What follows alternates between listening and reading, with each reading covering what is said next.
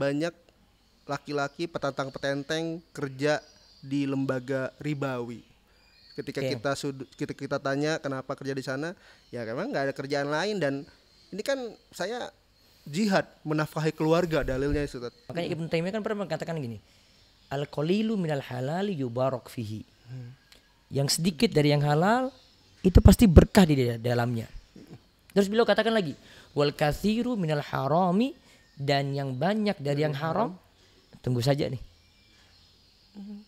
Ingat, itu nantinya yadhhab wa yamhaqullahu ta'ala. Itu nantinya akan sirna, tunggu waktunya Allah akan menghancurkan harta haram ini. Islam memandang kedudukan pria dan wanita itu seperti apa, Ustaz? Yang jelas Islam tuh memandang dengan adil ya. Masing-masing ditempatkan pada kodratnya sesuai fitrahnya. Para wanita yang bekerja, mungkin nasihat saya, ingat saja walaupun gajimu tinggi bagaimanapun, ar-rijalu qawwamuna 'alan nisa. Tapi itu, Ustaz, ya. Selamat datang di ruang tamu Jejak Sahabat. Assalamualaikum warahmatullahi wabarakatuh. Sobat Fillah, selamat datang di ruang tamu Jejak Sahabat. Alhamdulillah hari ini kita kedatangan lagi tamu, guru kita dari Yogyakarta, Gunung Kidul. Masya Allah, Ustadz Muhammad Abduh Tuasikal hafizahullah ta'ala. Ustadz, sehat Ustadz? Alhamdulillah sehat, Mas Femi. Perjalanan macet Ustadz? Yang jelas Jogja enggak semacet Bandung. Iya Ustadz. Karena aman-aman aja. Masya Allah. Kita lagi nunggu daurah Ustadz di Jogja biar kesana lagi. Sudah pernah kesana? Pernah Ustadz, waktu sebelum pandemi. Sudah lama sekali Ustadz ya. Gimana di desa gitu? Iya, Masya Allah. Enak ya? Bangun tidur udah ada sayur apa tuh, lombok namanya. Jangan lombok. Ya. Sobat Fillah, zaman ini Masya Allah, pria wanita ada yang mengatakan kesetaraan gender dan sebagainya. Akhirnya ya banyak pertanyaan yang muncul, dan sebenarnya Islam sudah mengatur semua. Dan insya Allah hari ini kita akan tanya-tanya Ustadz Abduh perihal ini. Ustadz, ini banyak pertanyaan tentang wanita, pria, kesetaraan gender, dan akhirnya ya itu muncul sebagai isu di kehidupan kita, terutama anak muda, Ustadz. Ya. Sebenarnya Ustadz, Islam memandang kedudukan pria dan wanita itu seperti apa, Ustadz? Yang jelas Islam tuh memandang dengan adil ya. Masing-masing ditempatkan pada kodratnya sesuai fitrahnya. Laki-laki itu pemimpin. Sedangkan perempuan sifatnya itu manut atau mengikuti pimpinannya gitu. Karena Allah kan katakan dalam surat An-Nisa, ar-rijalu qawwamuna 'alan nisa. Laki-laki itu pemimpin bagi perempuan. Justru dalam Islam itu sangat menghargai wanita. Yang dimana di masa jahiliyah wanita dibiarkan begitu saja tanpa diperhatikan auratnya, mereka bebas berpakaian gitu. Islam memerintahkan mereka untuk nutup aurat, Melindungi malah melindungi. Samping itu kaitannya dengan masalah penampilan. Ada kaitannya dengan kezoliman. Wanita di zaman dulu itu terzolimi karena harta mereka bisa dirampas oleh pihak laki-laki. Nah, contoh misalnya kalau dalam permasalahan waris, beberapa kisah itu menyebutkan kalau ada anak perempuan, ya mereka harusnya dapat jatah waris, tapi dirampas oleh paman-pamannya ketika bapaknya itu meninggal dunia. Islam tetapkan anak perempuan ini punya jatah khusus. Artinya benar-benar juga terlindungi dari sisi harta, tidak hanya dari kehormatannya, ya auratnya terjaga. Ya, jadi Islam benar-benar memperhatikan keadaan mereka. Nah itu menunjukkan bahwasanya agama kita itu menghargai perempuan, sehingga tidak dikatakan, wah Islam itu menindas, enggak kok mengekang, bukan. Justru auratnya terjaga, wanita dihormati. Jadikan ratu, Ustaz. Jadikan ratu malahan. Wanita itu di rumah, ya pokoknya dia melayani suami.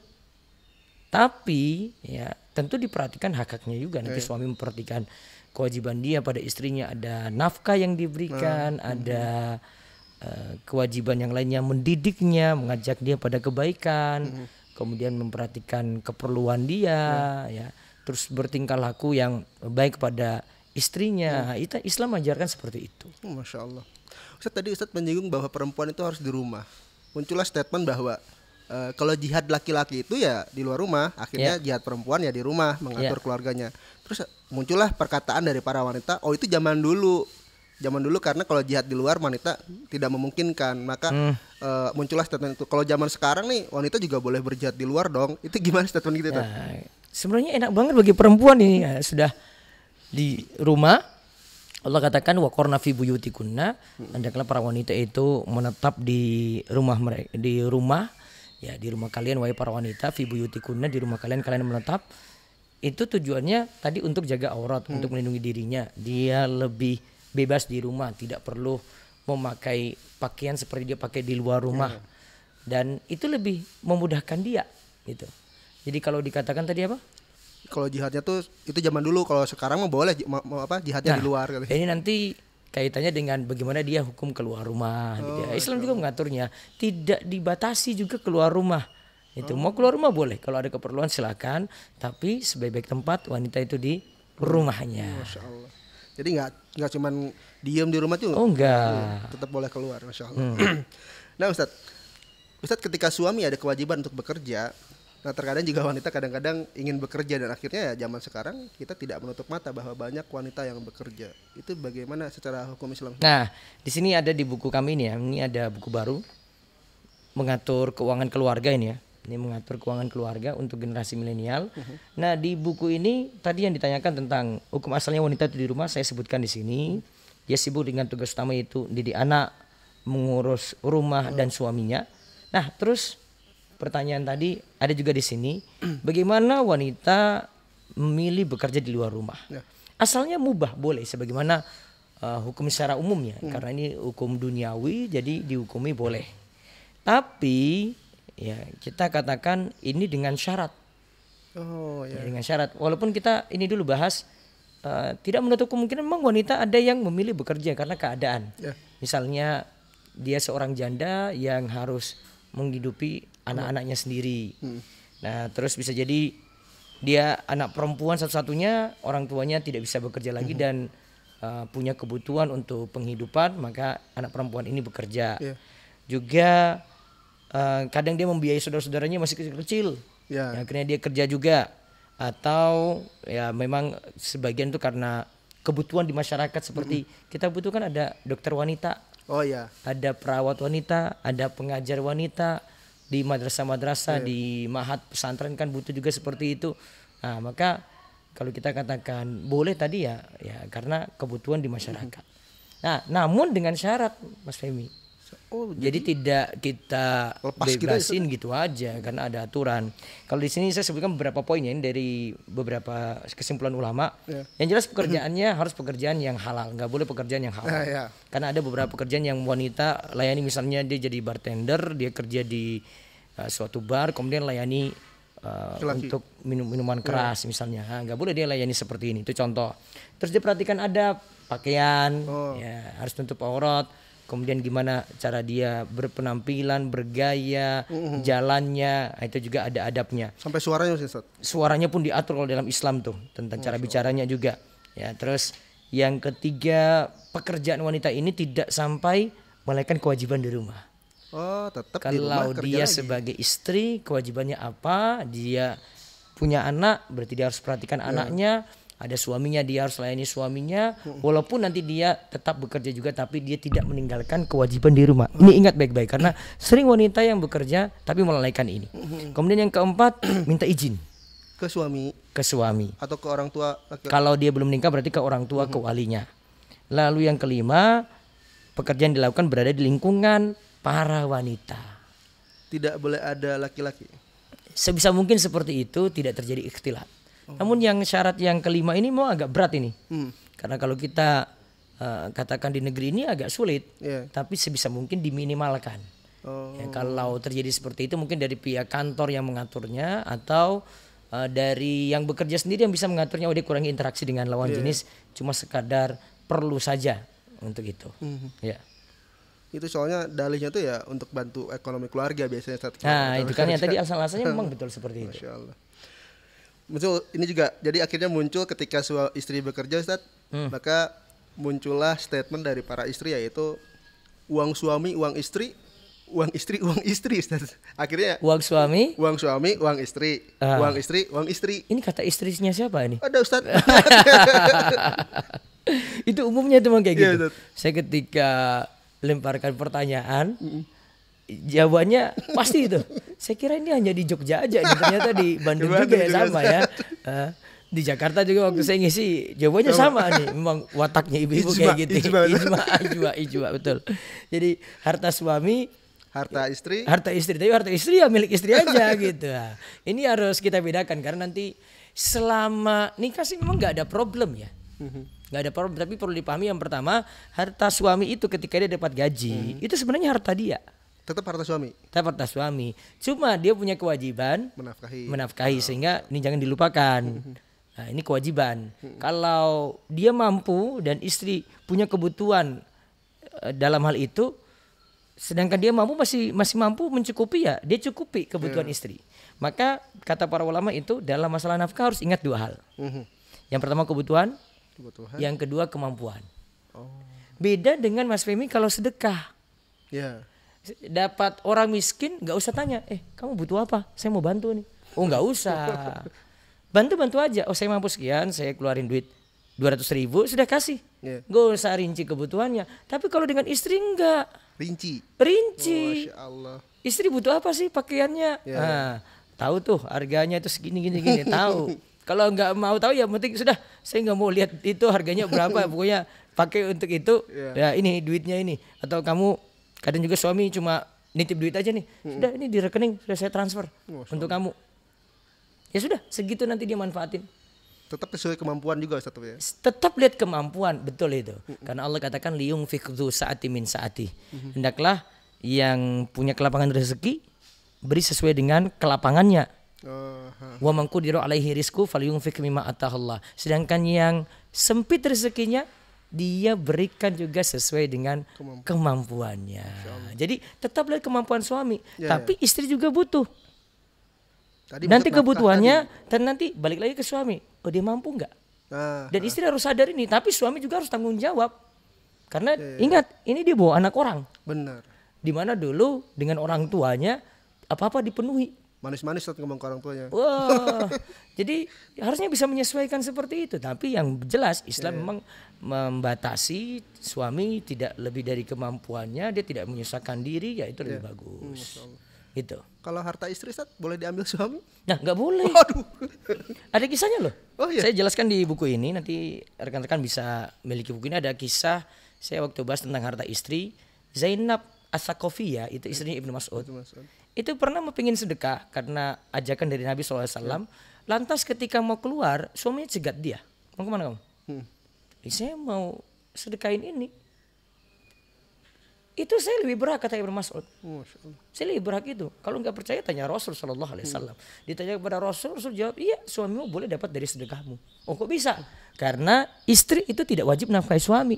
Oh betul. Beda dengan suami wajib nafkahi istri. Sehingga sedekahnya istri tadi sah-sah saja dikasih ke suaminya.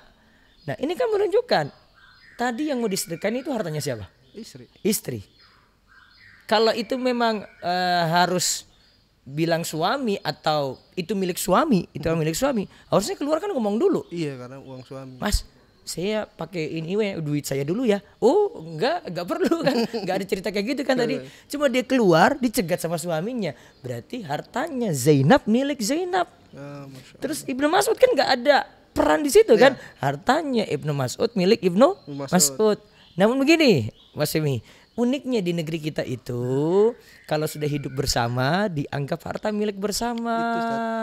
Itu, jadi muncullah gonogini nanti, Ustaz. Nah, gonogini nanti kalau antara cerai atau meninggal dunia. Iya, itu baru bahas itu. Tapi memang saya anggap apa ya? Mungkin kearifan lokal lah. Iya. Kita tidak bisa mungkiri, nggak boleh. Karena realitanya ada. Iya. Banyak, Mas. Kita anggap ini ada hukumnya enggak? Ya realitanya ada. Jadi kita harus bahas itu. Maksudnya harus kita akui harta bersama itu ada. Tinggal nanti kita mengingat istri itu punya harta bagian sendiri dari situ, suami punya harta bagian sendiri dari situ. Gitu. Itu baiknya dicatat atau gimana, Ustaz? Selama hidup bersama ini kayaknya nggak ada problem. Ya, biasanya kalau sudah Tapi nanti ketika terjadi perpisahan atau meninggal dunia, sebaiknya dirinci. Artinya gini, misalnya ini nih kasus yang saya dapati kemarin, ada yang konsultasi ke saya, problemnya di harta bersama ini. Saya bilang istrinya hidup ya, suaminya meninggal. Bu, coba dirinci harta ibu dulu yang mana dari aset-aset yang ada. Oh gitu Ustaz. Terus harta suami yang mana? Buat list tuh. Kalau itu bersama berarti kontribusinya berapa? Ibu tadi berapa persen? Bapak berapa persen? Oh gitu. Kalau ibu bingung, ini karena kaitannya dengan harta anak-anak, tolong rembuk bersama dengan anak-anak biar nanti mereka akui keberadaan harta ini apakah milik bapaknya atau milik ibunya. Jadi istilah saya itu rapat kabinet keluarga harus ada untuk bahas ini. Masya Allah. Nah Ustaz, kembali ke wanita bekerja Ustaz. Ini terkadang Ustaz, karena zaman ini tuh hampir banyak lowongan pekerjaan untuk wanita dan ternyata Ustaz salary-nya tuh lebih gede daripada laki-laki. Ya, akhirnya wanita dapat jabatan, wanita dapat salary lebih tinggi, pulang ke rumah merasa wah, aku nih lebih lebih tinggi daripada kamu. Lebih ke kamu. Bisa jadi juga gelarnya dia lebih tinggi daripada suaminya. Dan akhirnya menjadi itu penyulut isu awal di keluarga Ustaz. Dan itu saya jelaskan di buku ini, di antara sebab perceraian itu karena itu. Oh. Gara-gara ego tadi Ustaz. Ada perbedaan gaji. Ada perbedaan strata itu. Hampir sama sih. Ini dalam satu bahasan. Ini menduduki kalau secara total di negeri kita urutan kedua. Dari masalah perceraian. Itu sumber utama. Iya, karena istri merasa saya di atas suami. Iya. Maka khusus untuk para wanita yang bekerja, mungkin nasihat saya, ingat saja walaupun gajimu tinggi bagaimanapun, ar-rijalu qawwamuna 'alan nisa. Tapi itu Ustaz ya. Tetap laki-laki itu pemimpin bagi perempuan. Gak bisa kamu di rumah nganggap kayak bos gitu karena saya lebih tinggi, saya S2 nih, suami saya SMA aja. Iya benar. Saya S3 nih, suami saya S1 saja. Nggak bisa. Tetap fitrahnya, kodratnya, perintah dalam ayat ar-rijalu qawwamuna 'alan nisa. Jika suami dihormati seperti itu, insya Allah rumah tangga baik-baik saja. Namun kalau suami tidak dihormati seperti ini, pasti nanti ada cekcok. Berarti di luar general manager pulang ke rumah istri ya Ustaz? Tetap. Bukan jadi general manager ya? Bukan jadi general manager lagi gitu. Masih ada Pak Bos di rumah. Iya Ustaz. Diingat baik-baik gitu. Masya Allah. Setinggi-tingginya gajimu tetap harus perhatikan itu. Dan ini saya ingatkan di sini. Saya ingatkan ketika bahas wanita itu bekerja, pokoknya setinggi apapun kedudukanmu, gajimu, strata pendidikanmu, ingat ar-rijalu qawwamuna 'alan nisa. Masya Allah. Nah Ustaz, kita dari tadi ngomongin wanita, kita coba ngomongin laki-laki Ustaz. Nih di zaman ini Ustaz, banyak laki-laki petantang-petenteng kerja di lembaga ribawi. Ketika kita tanya kenapa kerja di sana, ya memang nggak ada kerjaan lain dan ini kan saya jihad menafkahi keluarga dalilnya Ustaz. Akhirnya ya tetap aja bekerja di lembaga ribawi dengan dalih menafkahi keluarga. Itu gimana Ustaz? Yang jelas kita kan pengen cari berkah ya. Dan bahagia itu didapati ketika kita dapati keberkahan di situ. Itu tujuan utama kita itu loh. Kita pengen berkah gak sih? Berkah itu tidak mesti banyak. Iya. Berkah itu yang penting dari yang halal. Makanya Ibnu Taimiyah kan pernah mengatakan gini, al-qalilu minal halali yubarak fihi. Yang sedikit dari yang halal itu pasti berkah di dalamnya. Terus beliau katakan lagi, wal katsiru minal harami, dan yang banyak dari yang haram, tunggu saja nih. Ingat, itu nantinya yadhhab wa yamhaqullahu ta'ala. Itu nantinya akan sirna, tunggu waktunya Allah akan menghancurkan harta haram ini. Itu kena banget nih ya. Jadi yang dipentingkan di sini keberkah halal, walaupun sedikit, nanti bawa berkah. Makanya dalam hadis kan Nabi SAW sebut innallaha thayyibun la yaqbalu illa thayyiba. Sesungguhnya Allah itu thayyib, tidaklah menerima dari yang thayyib. Thayyib apa? Halal. Nah, lanjutan di sini kan sampai pada kisah yang Nabi SAW sebutkan ada seorang yang dia itu safar, kemudian dalam keadaan penuh debu, dalam keadaan dia menengadahkan tangannya ke langit sambil berdoa, ya Robbi, wahai Robku, wahai Robku. Ternyata Nabi SAW lanjutkan, makanannya dari yang haram, minumnya dari yang haram, berpakaian dari yang haram, kemudian didapatkan sesuatu dari yang haram. Fa'ana yustajabu lidzalik. Bagaimana doanya bisa terkabul? Wong dia seperti itu keadaannya. Gitu. Maka kuncinya itu halal yang penting. Jangan punya prinsip kayak gitu. Kalau kayak gini tunggu aja nih.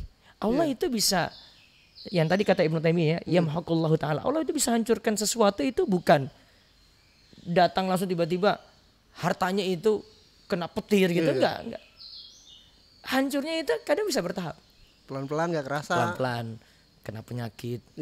Terus biaya untuk itu keluar terus, habis tuh gara-gara itu. Ada keluarganya kena musibah qadarullah, diuji lagi di situ. Ada mungkin karena masalah keturunan, masalah anak, diuji lagi di situ. Ada mungkin karena pegawainya bawa lari uang, diuji lagi di situ. Masya Allah. Macam-macam tuh. Itu konsekuensi dari yang haram. Konsekuensi dari yang haram kayak gitu. Berarti itu matahin statement cari yang halal aja sulit. Apalagi cari yang haram aja sulit, apalagi cari yang halal. Salah itu. Sebenarnya banyak itu karena patokannya materi itu kayak gitu tuh. Duit tuh pikirannya itu. Bukan keberkahan tadi. Bukan keberkahan. Kalau mau keberkahan ya tetap tempuh yang halal. Itulah uniknya Islam di situ. Islam itu ya uniknya di sini karena perhatikan yang halal. Kita itu bukan masalah materinya, berkahnya. Walaupun di negeri kita ini tidak semaju-maju Amerika, Cina, tapi memang kita lebih berkah. Masya Allah. Coba saya balik bertanya nih, negara paling maju mana? Paling maju mana? Jepang, Ustaz. Jepang ya. Amerika masuk juga ya. Amerika, Indonesia nggak masuk. Maju, Ustaz. Maju apa? Keretanya maju terus gitu ya, cepat keretanya ya. Negara paling bahagia di dunia? Negara paling bahagia apa? Itu Finlandia tuh. Finlandia. Ya. Kenapa Finlandia? Karena gratis sekolahnya. Itu antaranya itu dari segi biaya rumah sakit juga di handle pemerintah. Terus alasan yang lainnya banyak itu mereka. Finlandia ini ya. Kalau saya patokannya bukan itu. Ini patokan materi semua itu. Kata Google itu. Kalau tanya negara maju mana? Indonesia. Masya Allah. Dengan patokan kalau dibandingkan dengan mereka ya. Kalau dibandingkan dengan mereka ya. Yang paling bahagia apa? Indonesia. Kenapa? Kita masih perhatikan agama. Iya benar. Agama itu jadi bagian peraturan bahkan. Ya di KTP aja. Agama apa? Islam. Sholat nggak? Sholat. Iya ini sholat. Tapi yang lainnya belum tentu kan. Yang penting apa? Islam. Berarti kan diakui kan agama itu kan. Diakui. Itu contohnya. Di negara yang tadi disebutkan maju sama bahagia. Itu perhatikan agama berapa sih? 3%. Mereka juga nggak peduli juga ternyata. Makanya mereka kan materi, beda dengan kita. Berarti kita ganti yang di Google. Coba lihat. Saya pernah lihat satu influencer ya, dia buat video dia tinggal di Amerika sana. Terus dia masuk kereta. Dia lihat di kereta itu orang pup. Allahu Akbar. Dalam kereta. Tuh, dalam kereta. Itu bilang negara maju kayak gitu. Nggak punya ada. Pernah lihat di Indonesia kayak gini? Nggak ada. Kecuali orang stres. Ya kan? Orang waras nggak mungkin ya. Orang stres. Orang waras pernah lihat nggak? Nggak ada. Malu, Ustaz. Malu, aib. Aib itu. Pipis sembarangan aja kan lihat kanan kiri. Iya, lihat kanan kiri. Gitu. Lihat kanan kiri dulu. Ini ada orang gaya, nggak ada orang, dia cari jauh-jauh tuh. Kita perhatikan banget loh itu adab. Iya benar ya, Ustaz. Karena setuju sama Ustaz kalau gitu. Iya. Negara paling bahagia apa tadi? Finlandia ya. Finlandia. Mau tahu nggak? Mereka itu pecandu drugs. Itu untuk bisa hidupnya tenang. Orang Indonesia gimana? Ya kita akui aja memang kita utangnya banyak deh. Nggak apa-apa gitu. Tapi kita masih lebih tenang. Iya. Kita bingung apa?